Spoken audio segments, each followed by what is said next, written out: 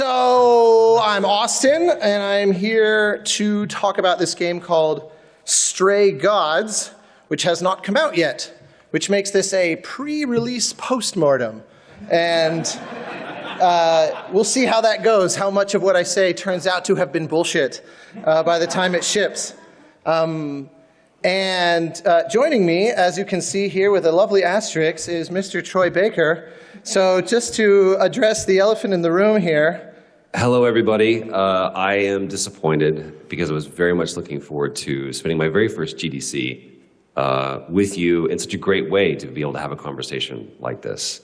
For me, the notion of a postmortem is probably very pedestrian and banal to you guys. It became a very novel concept to me once I started participating in games like BioShock Infinite or The Last of Us or Second Son, and studios started bringing me in and go, we just want to kind of post-mortem with you, and what is it that we could have done better, and just we have some notes for you as well. And it became a part of the process that I loved the most. So being able to talk to you guys about the things that we learned, the mistakes that we made, and some of the accomplishments and the discoveries that we made through this process is a conversation I'm very, very excited to have with you in any way possible. I think that's his way of inviting you to send tweets and things after the fact and give your unvarnished opinion of what we have here to share.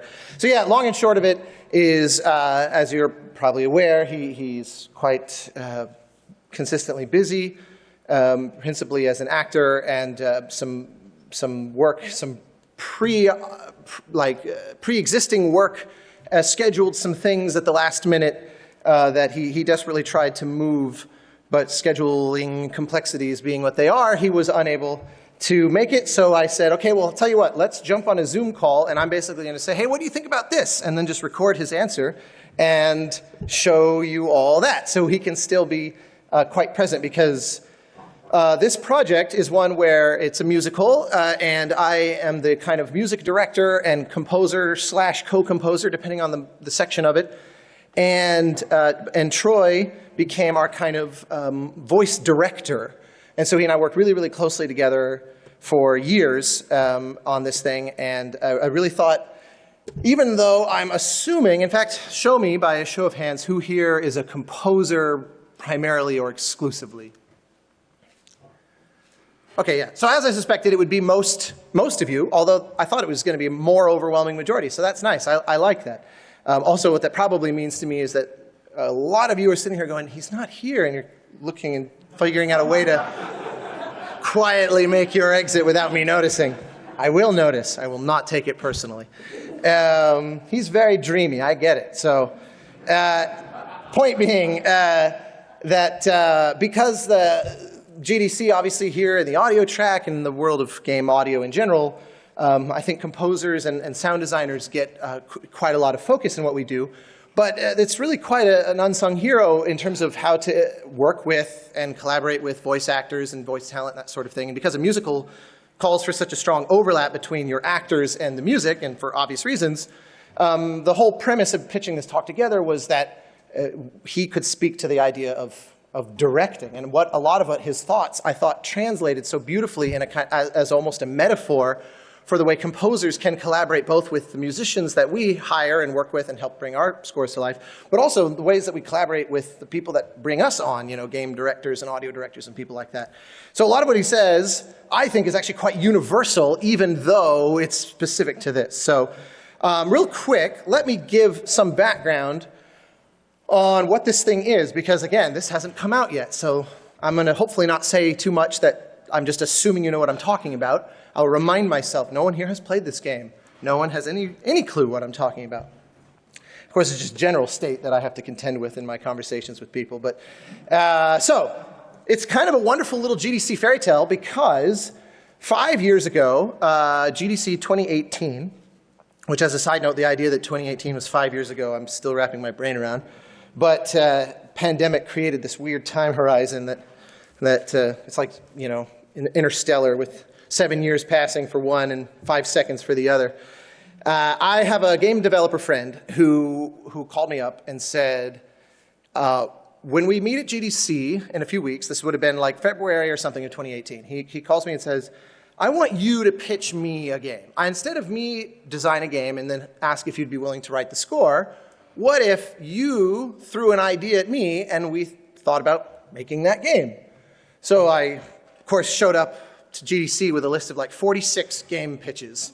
And one of them was, you know what would be amazing is my big passion in game music is interactive music design. I really, really love exploring ways for the music to not just simply accompany the gameplay, but to become an interwoven part of the gameplay. So I said, imagine that, but the gameplay is in some way or another a musical. And he goes, oh wow, I hate that idea. But weirdly, I have a friend who's looking for collaborators on the premise of making an interactive musical. And he's from Australia, and he's here at GDC for 1 more hour, and then he's going to fly home.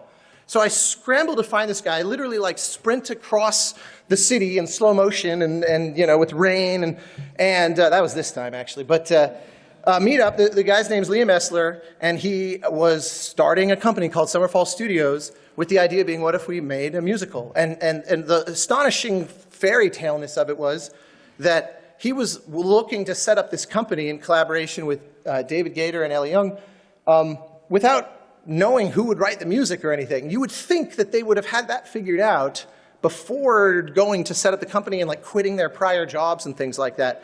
And so you'd be shit out of luck for someone in my position. But somehow we met at the exact right moment. It was amazing. We hit it off. We had this amazing hour before he then had to rush to the airport, fly home to Melbourne. And so it was like, okay, let's do this. So of course the first question is, well, how is this going to manifest? Because game mechanics are as, you know, as numerous as stars in the sky. So how do you define the way that music might interact with it? Well, the co-founder of this company, David Gator, was the lead writer for quite a bit of the Dragon Age franchise, and he basically left BioWare in order to make this game and start this new independent company. And so one of the ideas, the kind of joking pitch was, you know, what if we took the dialogue system of a game like BioWare and then got rid of all the other parts of Dragon Age and made that the game? So it's very, very narrative and dialogue driven. And because he had spent so many years developing these just absolute crazy labyrinthine branching dialogue systems with huge amounts of narrative implications and not just what's behind door A, B, C, choose a line and then it funnels you right back, but it's like the story actually evolves in a very branching kind of way. We thought, okay, that's a great sort of jumping off point. So the game, Stray Gods, as it's now called, was originally called Chorus. And another game came out called Chorus. So now we're called Stray Gods. And it's actually a way better name. I love this title. The long and short of it, just to give a really quick synopsis on the story, is this character that you see in the middle wearing the kind of black leather jacket is named Grace. That's your player character. And at the beginning, Grace essentially is accused of a murder. She witnesses a murder, or she witnesses a death that's presumably caused by murder. And then she's told, you're the suspect. And it turns out that the people accusing her are the remnants of the pantheon of Greek gods, who, as it turns out, are real and alive and kind of living in a shadowy existence in the modern world. And one of the things that happens as part of the death of this character is she realizes that this character is the last of the muses, Calliope. And Calliope's sort of magical power is the ability to draw the truth out of people through song. And so she inadvertently, by mistake, essentially absorbs this power. And then the gods basically say to her, okay, so you have 1 week to prove your innocence, or we will kill you. So the game is sort of effectively a murder mystery. And so it's like, okay, great, love it. This was David's story pitch, and so it was like, well, we need to start working out how this is going to go. So we made some initial concepts. What we did is kind of create like a paint over. This was just, let's create like a simulated UI, some really basic animations, and just kind of see how it feels. So I wrote what is effectively a linear piece of music. This is all, again, several years ago, where I kind of predetermined the idea of a branch And we developed this sort of simple, you can see this sort of trait-based UI. The classic BioWare model, of course, you think of Mass Effect or you think of Knights of the Old Republic, where you've got your blue Jedi choice and your red Sith choice, or Renegade and Paragon, et cetera, sort of good versus evil. We wanted to instead lean into something that's a little bit more sort of subjective. So our trait-based system, we kind of termed them the kick-ass, clever, and charming. And the idea being that because the songs tend to be about antagonistic encounters where you're trying to get information from somebody, you have different strategies with which to deal with them. So you can be very in their face and very confrontational, which is the red one. You can be very kind of empathic and sort of emotionally sensitive, where you're trying to very genuinely see their point of view, which is the green one. And then the blue one is the more kind of cerebral, intellectual. Sometimes that manifests as maybe it's even conniving, you're trying to outsmart them, that kind of thing. And so that the idea is that there is no actual right or wrong choice. This is not solving puzzles. This is essentially the essence of what role-playing originally was conceived of. You are taking this existing character and then saying, how would I approach this?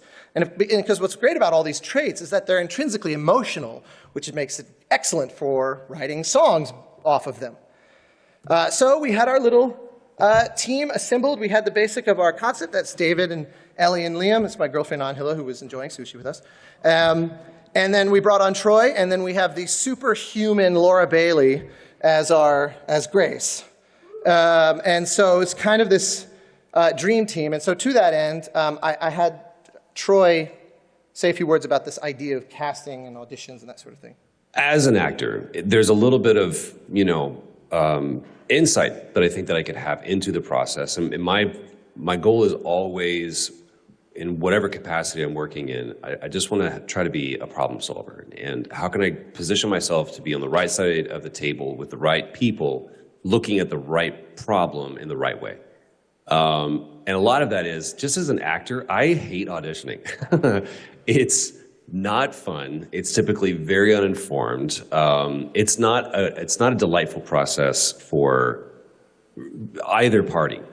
So what I have found to be very substantially beneficial is if you can just develop relationships with people and understand who they are as an actor, who they are as a person, and how they're going to fit into this delicate ecosystem that you're creating. That's a much smarter way to do it. Why do the same people continue to get hired? Because they consistently prove that they can solve the problems consistently. So one of the problems with auditioning, and I'm not saying that people shouldn't audition, I'm just saying there's an alternative to it. Part of the problem with auditioning is you have no idea, as the director or the producer, how many takes it took for you to get that performance. It could have been take 5, it could have been take 500, you don't know.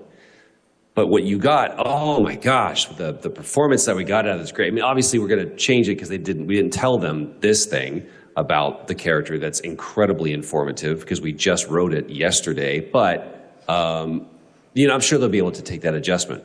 Then you get the person in there and you say, hey, you're not sad, you're angry. Or, by the way, you're not from this planet, you're actually from this. And, oh, you didn't have a brother, you had a sister. And you watch as the actor can't make that adjustment. And now you're stuck with a problem. So for me, it's about find someone that regardless of what you throw at them, they're going to be able to roll with those punches and deliver every time. That's why you get Laura Bailey. Laura can do that. It doesn't matter what you throw at Laura. It's just like she's just playing Fruit Ninja, and she can just chop that up midstream. For some people, the auditioning process can be very informative, and you can learn about the character because someone comes in with a completely different idea, and you're like, I never thought of it that way. And some of the greatest casting choices ever have been because of people that do that. They change the mind of the director because of their performance. If you can be that person, if you can be that director, you can be that open, then by all means do that. See as many people as you can. Constantly iterate on your character. You cast the character multiple times. You cast them when you write it, you cast them when you cast it when you shoot it. There's just multiple iterations. And this industry, as you guys know, is all about iteration and innovation. But regardless of the medium, the challenge remains. You have to cast this game, and you better cast well. We had a unique challenge in the fact of our casting choices were so targeted, so specific, because of the character type, because of the genre, and because of the skill set that was required of our actors. We need you to act, and we need you to sing. And we also hope that you're pretty adept at being able to track multiple nonlinear storylines across several months, if not years. That presents an incredibly unique challenge. Yeah, one of the recurring themes that I have here is that the cast we ended up with are just not of this world. And everything he just said there is not only true very much of this project, but the reason why I put that clip for that long is I remember thinking this really seems to apply to, for example, the musicians that I hire on my scores. Like, Kristen Nagus is here. Hopefully, especially the composers in the room, should all be familiar with Kristen Nagus. Woodwind player, oboist, who plays also every other instrument ever conceived. This is somebody who, I can go to again and again and again and again and pose whole new challenges. But I know that it's not that, this is the world's, like all they care about is playing the oboe, but this is someone who thrives on, here's a new challenge, here's a new thing that we can do. Tina Guo is someone I've worked with extensively who's the same way. Tom Straley is a guitarist. And so I think that's one of those where finding someone that you can kind of go deep with as opposed to having a really broad Rolodex has always been my strategy as well. I always admired, recently John Williams and Steven Spielberg celebrated 50 years of collaborating since 1973. And I look at that and I say, that's a relationship that has gone for depth versus breadth. And I admire that. And I think this notion of just being a problem solver, like for a prospective musician wanting to record for composers, for example, framing yourself as someone who can help solve their problems as opposed to, I can just play the notes on the page, is the point he was making about actors, and one that I find very apropos. And likewise, if you find yourself pitching yourself as a composer to an audio director or whatnot, the more I'm someone who's here to help you solve the problem and make this easier, and it's not just, I'm some genius who writes all the best notes, is going to yield better long-term, in my opinion. So yes, as I mentioned, Troy became our director, and because this is a project that has quite a lot of dialogue and a lot of singing, we ended up tag teaming. I learned an insane amount. One of the biggest things that I learned from him, that he himself had to learn from other directors that he had worked with over the years, was that it's really easy to overshare and give a lot of information that's just fundamentally unneeded.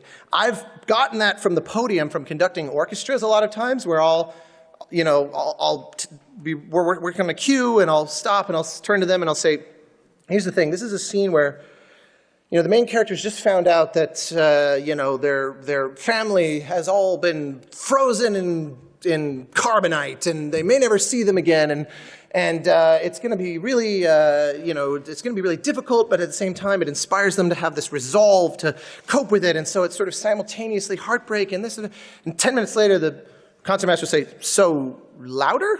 And it took me about 40 times of that happening before I learned to just say, okay, let's do it again, this time a little louder.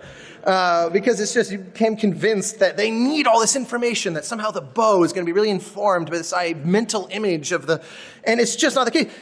But my assumption was, but that's because musicians are abstract. Get in the room with the actors, now that stuff really matters. And Troy's like, no, it doesn't. It really he had a quote he mentioned where he says, all they need to ever know is what's at stake and what does the camera need. Like in the case of performance capture or actual on camera, you could think of it as what does the microphone need. That's it. I have a little glimpse here. When we did our initial little prototyping, here's a little moment of. Can't think like that. I'm gonna get through this, no matter the odds. I'll solve the crime. I'll be divine. I guess I'll give this a whirl. Kind of give yourself that. Cool. Yeah. So we're going for. I can't think like that. Yeeth. section 11 is bar 44? Don't mind me. At which point he discovered, I'm not paying attention, I'm just fucking filming. So we made a little prototype. Here's just a little taste. This is not, every single note was completely thrown away and started over again because this prototype was just proof of concept to try to get money for the game, basically. But here's a little taste we did with Laura. Okay, so it all began when the band held auditions. No, wait. No singing. I didn't... Fine. All right, I know. This might be hard to believe. I'm not drunk or possessed. Okay, a little naive. But this happened. I swear it happened. My life was normal until Calliope. So that's part of a longer thing, but just to give you a little taste of kind of, how it was sounding. And then, of course, pretty much right after we did that, the pandemic hit. So it was like, okay, well, now we have to rethink our strategy. In fact, the funny thing was that the team is principally based in Melbourne, Australia, and we're in LA for us to really kind of get rolling and do some initial recordings. And if you all remember, those first few days, it was kind of hard to gauge if this was a real problem. Because it just didn't seem like it can't scale to like a global, that's like movie shit. And so they had flights to go back to Australia, and it was one of those where every day you may want to consider moving this flight earlier. You may never go home if you delay. And sure enough, at one point they did finally move their flights, and then the next day all the borders closed, and it was kind of dodged a bullet. It was quite a time to be starting something this sort of huge in scope. Anyway, we showed our little proof of concept around, and you got some money. Now we got to actually write this shit. So I fundamentally am not a lyricist, as evidenced by the poetry you see before you. And so I knew that I wanted to bring in, now apropos Troy's comments earlier about finding people that really can consistently, inspire you and that make you better and you hopefully make them better. I have had the great fortune of working on this photo on the left. That's a band from Australia called Tripod. They are genius songwriters. And so I had worked with them on Assassin's Creed Syndicate and a bunch of other projects where we were kind of co-writing stuff, and they were writing lyrics to music I was writing. And they're amazing. They're a comedy band. Go look them up on YouTube. They've been a band together for almost 30 years and just absolutely hilarious and brilliant. And unlike most musical comedy where it's sort of very generic and bland music with witty lyrics, they're actually really quite brilliant musicians. So the songs are interesting and also hilarious and witty and interesting. So I said I want to bring these guys in. And obviously it helped that they live in the same city as the game's studio. That sort of somehow made things easier. I don't know why that matters, but it was nice.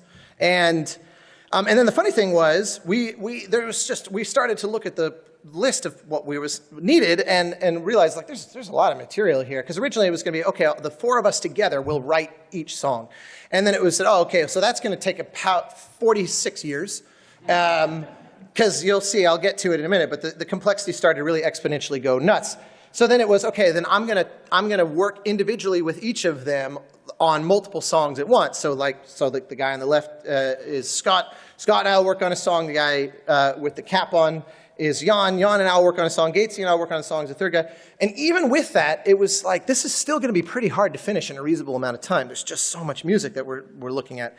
And so Liam, the co-founder of the company and our studio director, he just sent me a list of, he's like, here's some other sort of songwriters and weird, interesting indie musicians and stuff who I like, and it could be cool. And one of them was this woman, Montaigne. And I was listening, and it was like this really kind of quirky pop music that I thought was really well done. She's got incredible vocal chops. And we were saying, oh yeah, that should be cool. We should maybe track down her manager or something and reach out. And then before we can do that, she cold calls us because she heard about the game and was just like, hey, I'm a nerdy gamer. This sounds awesome. Do you need any help? And it was like, holy shit, that's amazing. Welcome aboard. And then the hilarious thing was then we get started. Of course, the pandemic was off and rolling. And And then she was like, oh, by the way, I got to go. I got a gig I got to go do. But I'll be back and we'll keep writing again in like a month or whatever. It turns out she was Australia's Eurovision contestant. So she had to go kind of do that for a minute and then come back. She very generously returned to the land of normal people to help us on our game. So one thing I want to explain about this is that I don't actually think of this as nonlinear. I started referring to it as multilinear because it's a branching narrative, but it's not open-ended in the way like an open world game or something that's procedurally generated might be.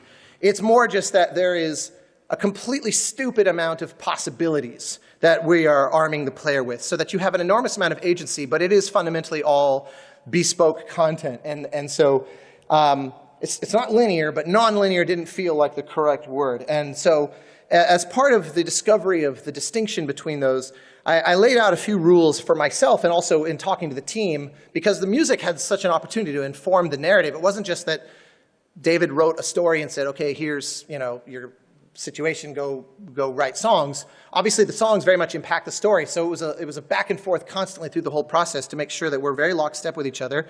And he is a very generous collaborator. There are many story points that were changed because in the middle of writing a song, we'd have an epiphany and go, well, what if this? And he'd say, oh, well, that...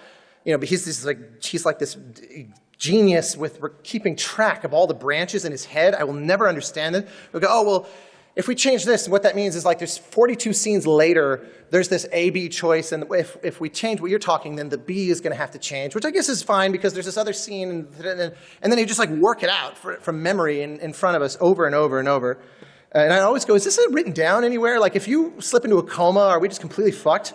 And I think the answer to that might have been yes for quite a bit of the project, but I didn't ask too much for the sake of my sanity. So here were some of the rules that were laid out. First off, the songs have to have narrative consequence. This seems obvious, but it's really easy when you go into the normal rhythms of game design to just kind of, as the writer, as the creative director, to start laying down foundational points and just know, okay, there's going to be music that fills in the gaps in between. But it was like, no. The whole point of a musical is that if the narrative reaches a certain emotional threshold before words no longer count, it must be sung in order to really get the meaning across. That means that that's when the actual important stuff is happening. So we need to make sure that all those linchpin moments in your story where it seems like, this is going to really make a difference to how the story turns out and who the character ends up being, blah, blah, blah, that needs to happen in song.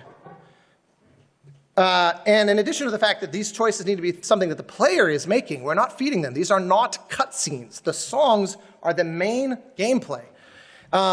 It's not just that you're making a succession of choices in this kind of like concatenated series of one-offs. The idea is that these choices have to compound. So think of it as I have door A, B, and C, like I showed you the 3 colored traits. I have door A, B, and C. It's not that behind that is door D, E, and F. It's that behind A is D, E, and F. Behind B would be G, H, and I, and I'm very quickly going to lose the ability to keep this going.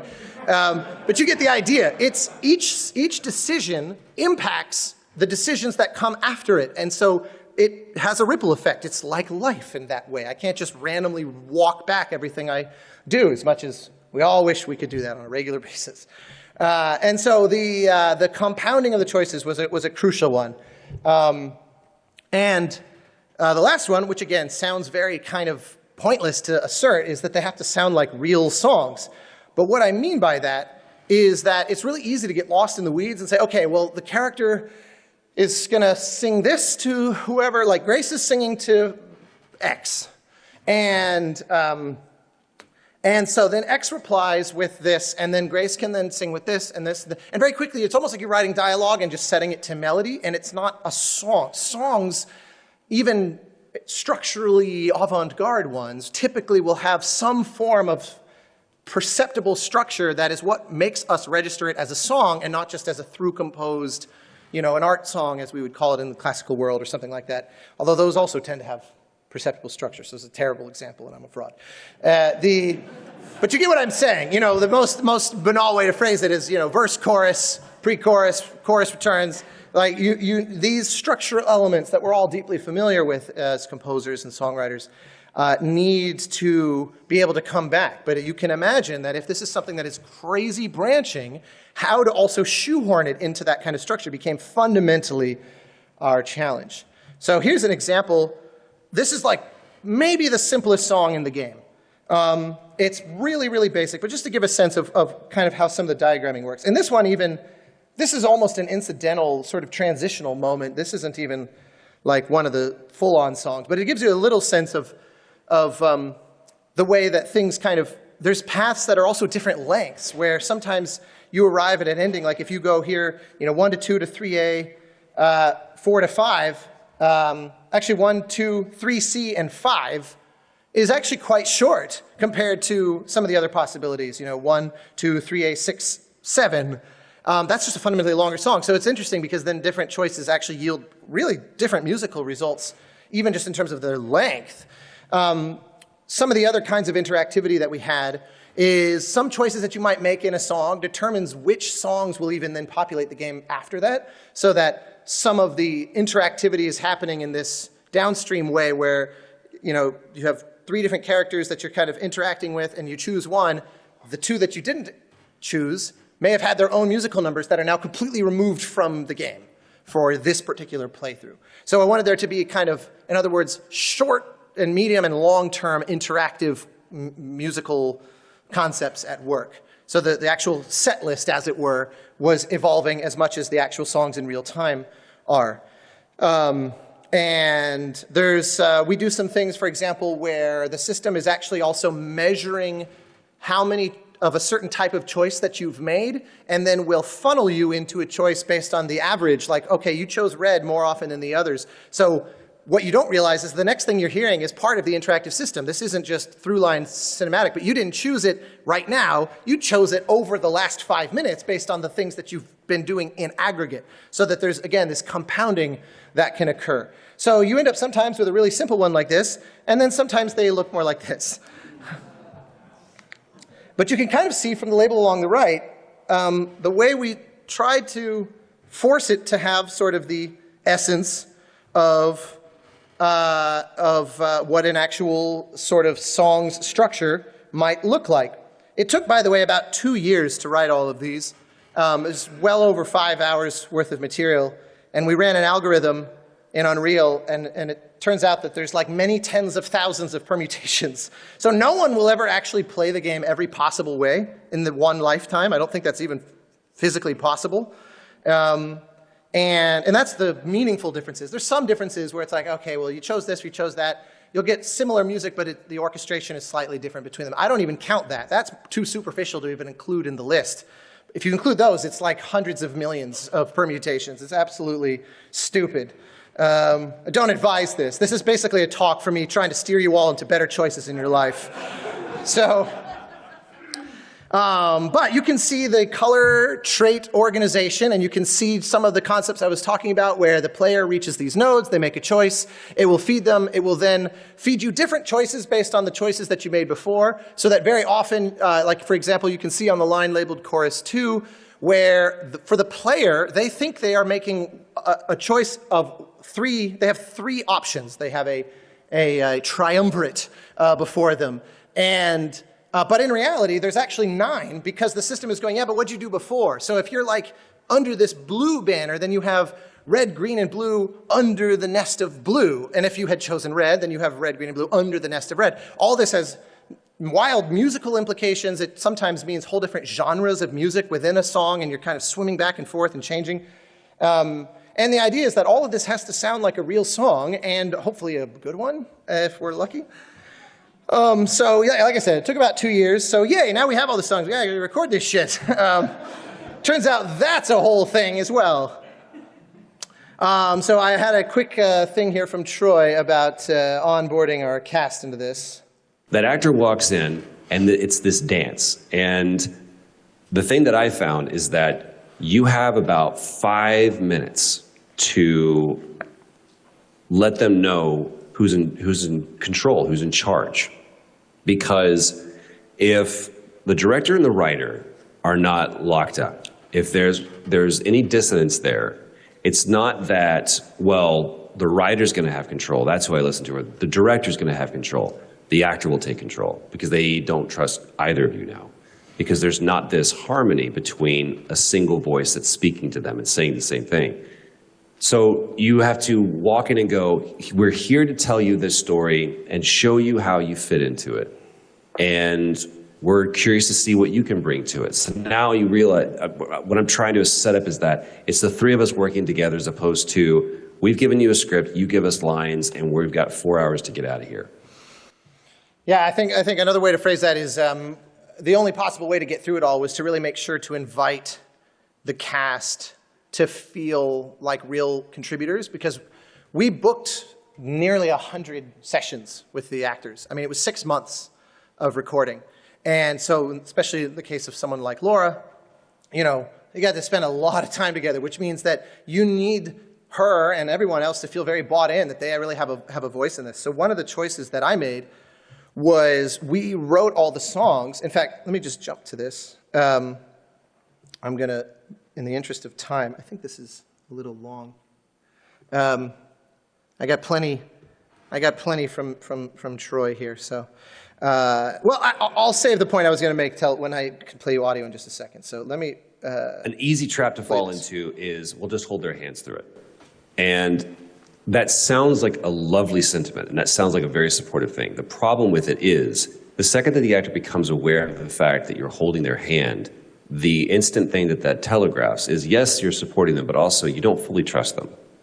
And this process really required that we just let it go. And we had done everything that we could on our side to write, to create a world that felt real and tangible, even though it's very fantastical, but also to cast these people and go, we know that you can do this. We believe in you. That's why you're in that booth.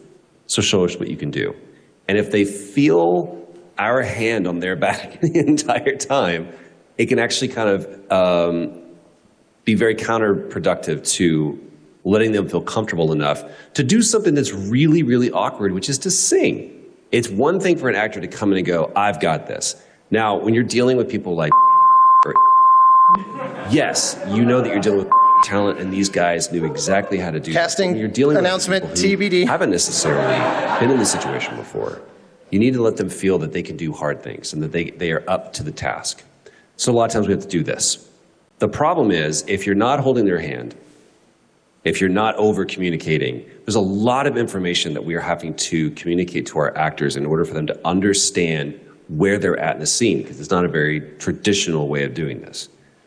Most actors want to come in and go, okay, so where are we right now? What has just happened? What do I want? All the basic questions that actors have been taught to ask either you or themselves.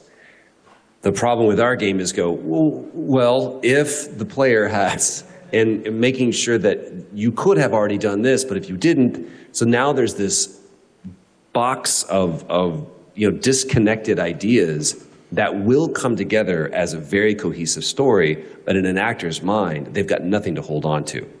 So what it becomes very critical is that we concisely communicate information. Yeah, it's always the same. Just don't overshare, and just try to boil it down.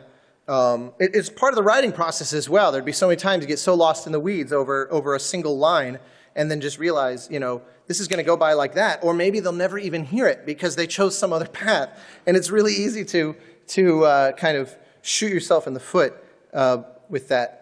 In the interest of time, he kind of talks here about basically you don't need to do a billion takes. If it's not working, move on. But I want to not run out of time here, and I also prefer to have a Q&A and have discussion. It's way more fun.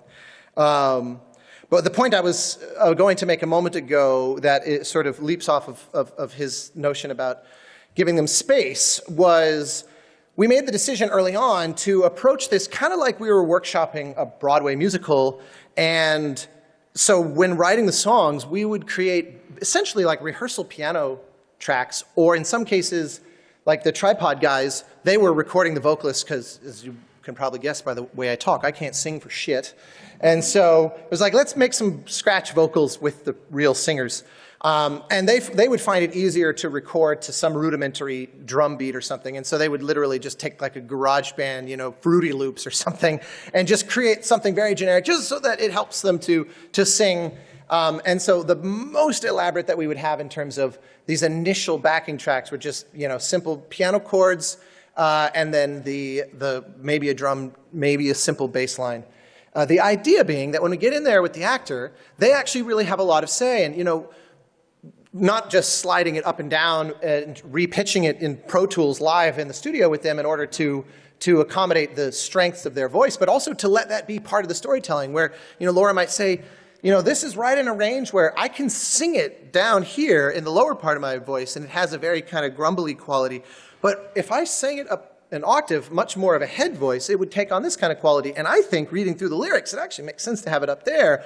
But in bar 7, it's a little beyond what I can reach, so can we pull the whole thing down? And so we would say, yes, love it. The fact that you are discovering ways to kind of bring your own ideas into this and breathe life into it is amazing, and it makes it so much more of a viable finished product because it's the product of all of our ideas and intuitions. It's not just, I wrote a thing, now please don't deviate, read my genius notes, and God help you if you change anything. I'm not like that at all. And again, part of the reason why I wanted to focus so much on this aspect of working with the performers is I think this can hold true for every musician collaboration we have. I have it all the time with, I mentioned the guitarist I love working with, Tom Straley. He'll say things like, I'm playing this part on a 12-string and I see what you wrote here, and if I drop this note, that note, and that note, I can finger this way more organically. And as a non-guitarist, I would say, I care about what sounds the best. Here's the emotion I'm after. Here's why I wrote those notes. And he'd say, what if we did this? Or here's actually a different instrument that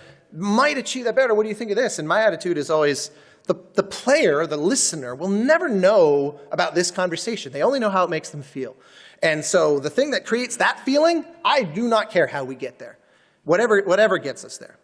So I will skip this so we can listen to this shit. So here are some initial little sketches. This is where I'm going to end up fighting PowerPoint slightly because it's very janky. So this was, I would send this to Tripod. I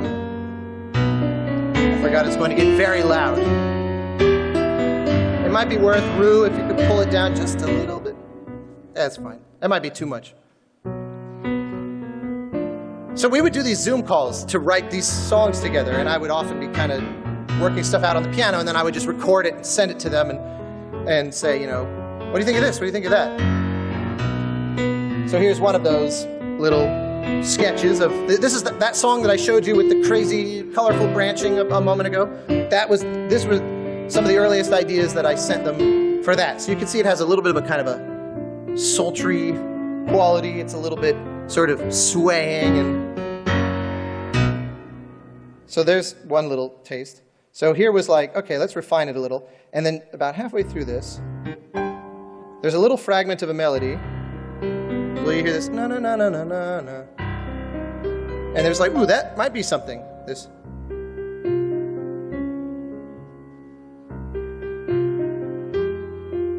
So it's okay, let's play with that. So then they start fucking around with lyrics for that. So you're keeping your guard up. That'll help once you're out in the fray. Lots of folks out to get you. Hard to get, Gracie, that's the right play. Is this clown for real? They were very fancy with their panning to represent two characters in the scene.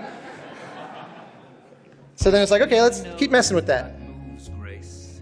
Do you know you could tear up the town? I could show you the ropes, Grace. So you get the idea, sort of playing with it. The idea is Grace is being taught about her superpower. Freddie, what do you think Freddie is her best friend. Some old rando is trying his luck. Should we hear him out, Fred? Should we hear out a goat in a tux? Let's find out if he's for real. So, kind of playing around with the idea. So then it was okay, well, what if that becomes a recurring hook and that each player choice sort of presents you with something new in front of it. Maybe that's how we make it feel like a song. Can we start over? Hi, my name is Grace. This is Freddie and we're in a band. And what should we call you? How about old-timey weirdo who's up in our face? Yes. So you're keeping your guard up. So then our little familiar hook comes. So that's what I was starting to figure out, okay, how are we going to play with the structure and really make this come together? Forgive me, this is going to sound horrible because I'm going to tab through all of those speakers. So you keep Freddie. Okay. It's fucking weird, primitive PowerPoint. So then let me show you some of the actual final mixes on how we end up with this. So then these little speakers correspond to where they are positioned on here. So I'm not going to play all of it for you. Like I said, some of these songs, to play you the full song in every incarnation would literally take several hours, because even just the raw guts of the way that these things can be added up is, our average was about 5 or 6 to 1. So if it's a 5-minute song, there's 35, 40 minutes worth of material that is potentially being pulled from, which is how you end up with like 5 hours worth of musical numbers. Please kill me. So here's an example of how it starts off, where we introduce our little verse tune that I just played with you. Grace, you know that you're lost now. You've been given powers you don't understand. I'm the guy who can help you. All that you hear is at your command. Wait. No, it's okay, Freddie. This is all me? What do I do? He's literally teaching her how to use her powers. Now? Why not? Time's a wasting. So then you have your first choice. One of the things that I decided to do is, because the player makes different choices, and then we often, again, each song is structured a little differently depending on its role within the narrative. The idea was to make sure that we have simultaneously downstream effects that you will carry with you, but always there needs to be something that the player immediately registers as feedback to the choice that they made. And so the way that I personally chose to address that is by saying that each trait choice will always have a very noticeable instrument in the mix that is only associated with that trait choice, so that you develop a kind of Pavlovian association between that color and that sound. So the 3 that I chose is that the red, you will always hear a prominent, semi-distorted electric bass in the kind of supportive, bass role. The green, the empathic, I chose a harp, which often is very kind of ethereally treated as well. It's not just straightforward. And what I like about that is that those have a different role from one another. They're both inherently accompanimental instruments, but they have very different ways that they can be accompanimental. Obviously, harp having a massive range. And then the blue, the clever, I alternate back and forth between B flat and then bass clarinet, often in a very kind of, like borderline Dixieland kind of play style. Which is fun because that's a melodic instrument, and so it's now about counter melody, so that you feel this twist, even though it won't change necessarily in that exact moment what the verse and the chorus are. That's an aggregating, a compounding change. You'll feel the instrumentation shift instantly once you make those choices, so that you never feel like you're making a choice, but you don't really feel that you did something. That's David Gator, our creative director and the writer, had this brilliant catchphrase where he says, if the player clicks on a thing and they can't perceive what they did, he calls that doing card tricks in the dark. And I always thought that was genius, because it's like, it is just not a good game design strategy. We introduce our little verse. He obviously hinted at it in a very sort of quasi-spoken way. And then we get our first little taste of it in that very first choice. Not about to just trust you. You barge in and take over the place. I don't know what I must do, but here's what you can do. Get out of my face. I'm doing it right now.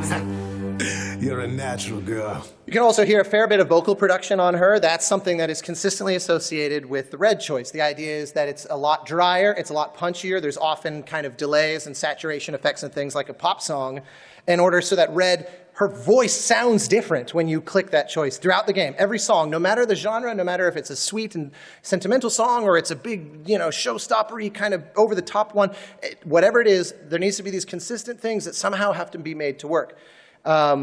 In the case of like the blue, for example, that tends to be a very kind of middle of the road treatment with little occasional effects and things placed on her voice. And then the green tends to be really lush reverb and really spacious.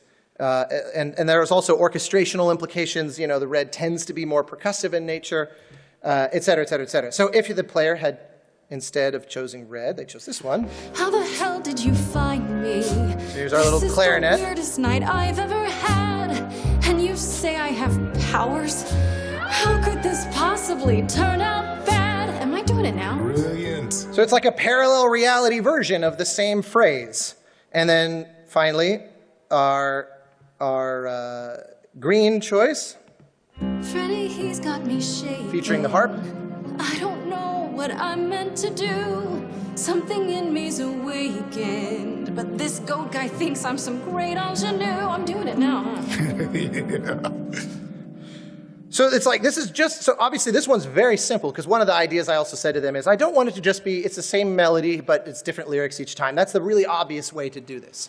But because this is the first major song of the game where we're teaching the player to kind of clock what we're doing, we start off with it doing that. Then the player reaches the next hub, and now they actually fully define what the hook of the song is going to be. So you choose red. So sorry you had to be here for this. I'm in the dark too as you're hearing this. And actually, Like I know let that me I'm just in full- say, narratively, this scene, she's been accused by the gods of a murder and then sent back home. And they're like, okay, good luck. See you in a week. Good luck. You know, you can do it. Hoping, of course, that she can't and that they get to execute her. And in strides this character, who basically is clearly one of the gods and is saying, you know, I can help you. And the player has to choose, do I trust this guy? He seems kind of shady, but he is actually one of the gods. So, I mean, he certainly knows more than I do. Is this a bargain I'm willing to kind of go with? And of course, as you can imagine, you work out pros and cons as the song, and this is going to have ripple effects through the whole game. And so this scene, and you're with your character's best friend, Freddie, and so the song kind of becomes this tug of war where the red choice is about like, both of you need to give me some space because I just have to work this out. I don't think I can trust you. And, you know, Freddie, I love you, but you can't empathize with the position I'm in fully, so I should probably just work this out on my own. Whereas the blue choice is, you know, this guy, you know, he knows stuff that I don't know. I should probably trust him, even if it feels a little funny. And I'm sorry to my best friend and loyal confidant. And then the green choice is the, you know, sorry, you are shady as fuck, and I'm going to stick with my friend, you know, my ride or die, as it were. And so you'll hear that reflected in these hooks. Like this one, the red one ends up being, this is my time to shine. And this becomes the hook of the song that influences everything, so that no matter what you choose from that point forward, we're playing around with this hook. Control, 'cause the words and the tunes I feel here in my soul. If this is a power, I'm not overthinking it. If this was a drink, I'd be drinking it. But someone is dead and I'm losing my head. Like the ghost said, this is my time to shine. This is my time to shine. Grace, nothing makes sense here, and won't the carpet be covered in fleece? And you said someone died here. Shouldn't we then just call the police? She's getting a lot of pushback, of course. In contrast, here is the blue.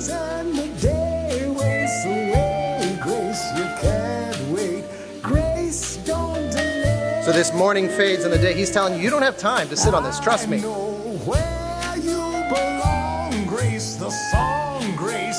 I can show you the way. Time to play.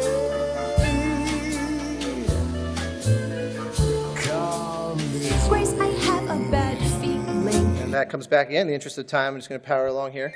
Lost girls, you all love your lost girls. A rescue that you can take home. So here's where she's saying him, you are shady. I won't say you need saving. You're not drowning, you're waving. And you too, are you It's so titillating.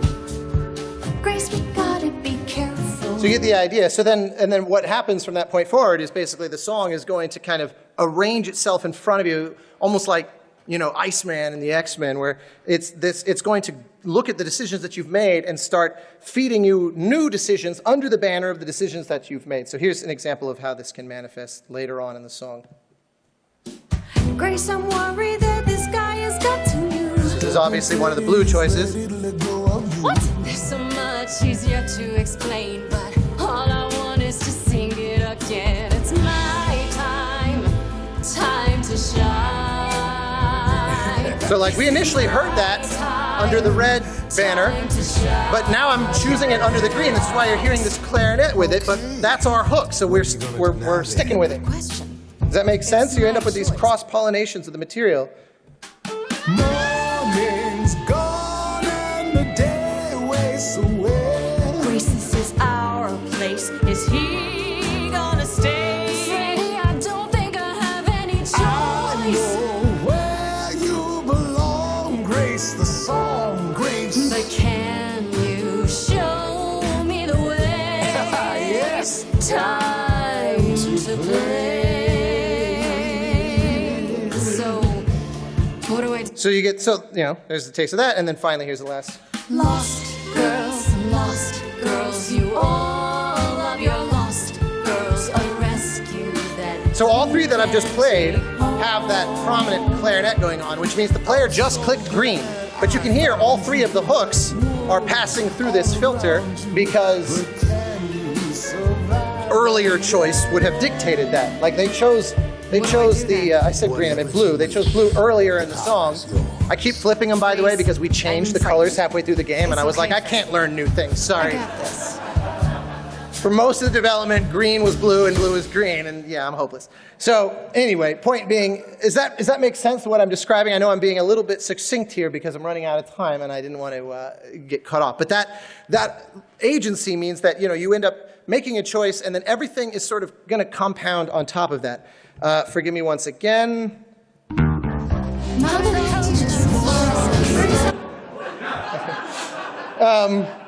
So yeah, hopefully, maybe it's not shit.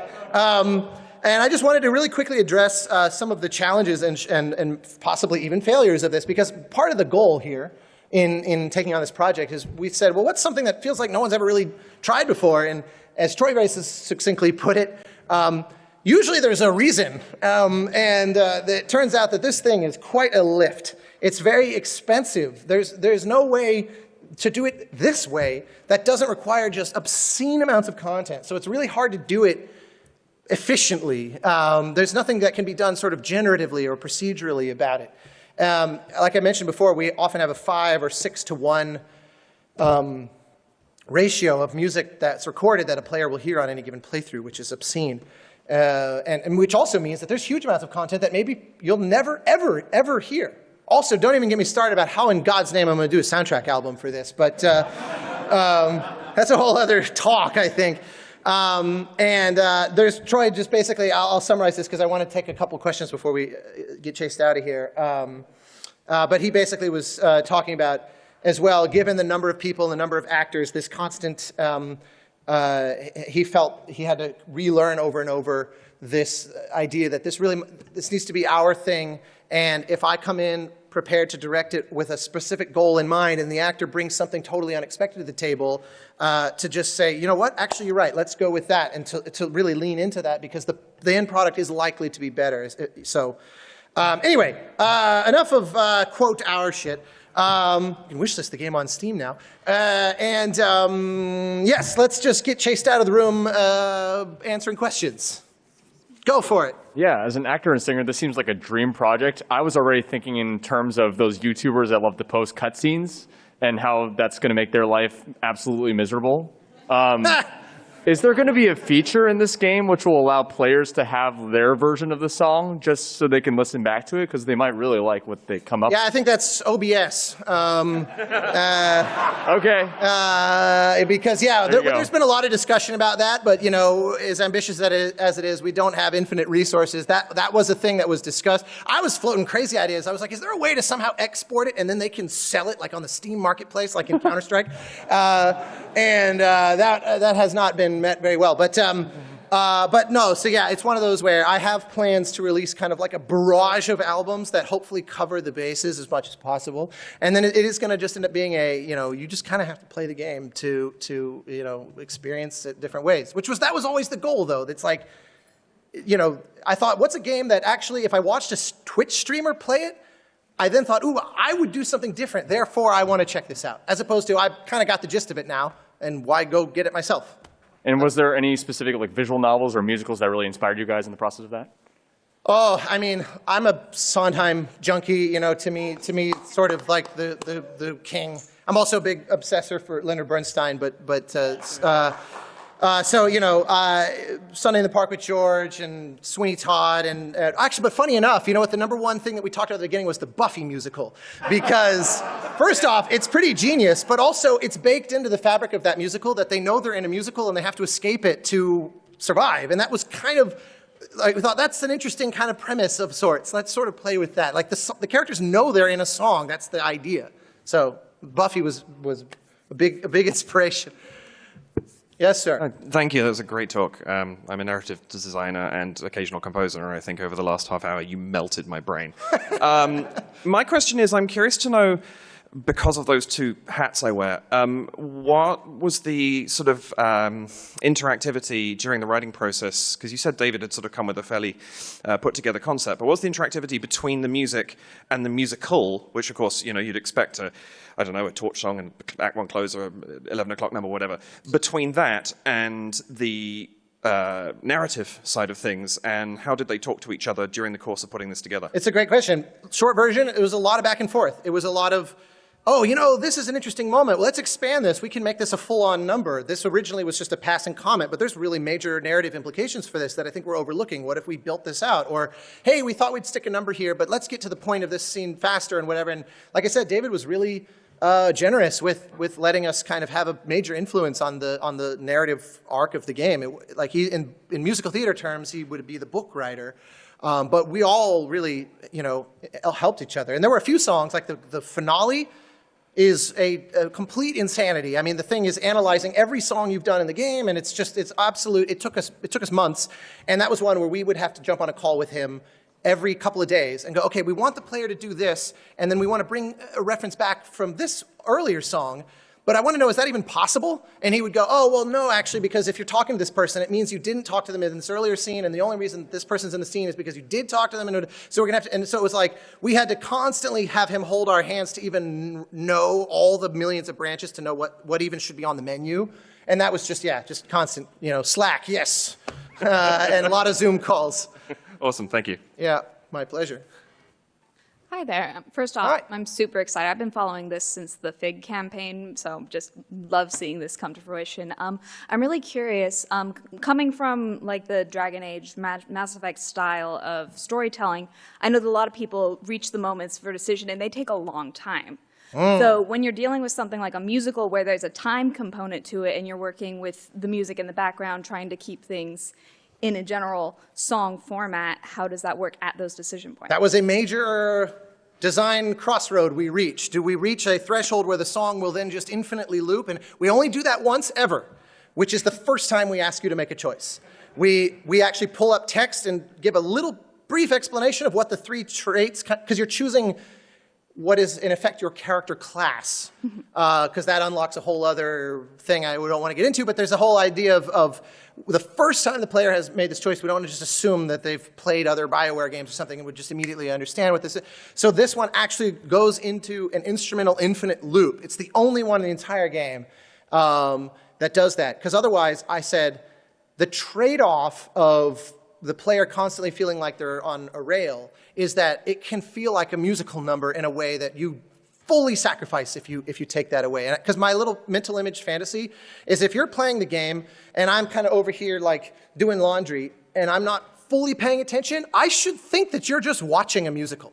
It shouldn't occur to me that you're driving it, because that's then sounds like a real musical. It just turns out that there's like tens of thousands of things you could have done. And so the way to achieve that, one of the potential sacrifices and possibly a weakness of the format we chose is that you have a time limit to make these choices. And after trial and erroring a million different possibilities of how to contend with, what if they just don't click on one? We ended up basically going, it's just going to pick one at random. Because if we don't pick one at random, it becomes, well, why did it choose that? What's so important about that? And it was very important to me that it never feel like there's a right and a wrong or a canonical answer versus a not. It should really feel like, no, this is about role playing. This is creating your story. And so random felt like the best way to get to that than, okay, well, I secretly think the red one is the best version, so I'm going to make you do that if you do nothing. It's like, well, no, that's even less agency, I thought. And so, to me, it's not my favorite aspect, but it felt like a necessary compromise to make. Because the infinite looping that you would run into if you wanted to try to not have that undermines the musicality of it so dramatically. We tried it. We experimented on a lot of prototypes and things like that, but that's where we ended up on that. It's a very savvy question, because you wouldn't believe the amount of hours we spent sort of, sweating bullets over, what do we do with this? This is a really interesting design challenge. So yeah, you end up with Jeopardy music at some point. I think I'm out of time. Is that what that means? All right, I'll just go hang out outside and we can address. Thank you all. Blah, blah, blah. Evaluation forms. Be nice to each other. Thank you.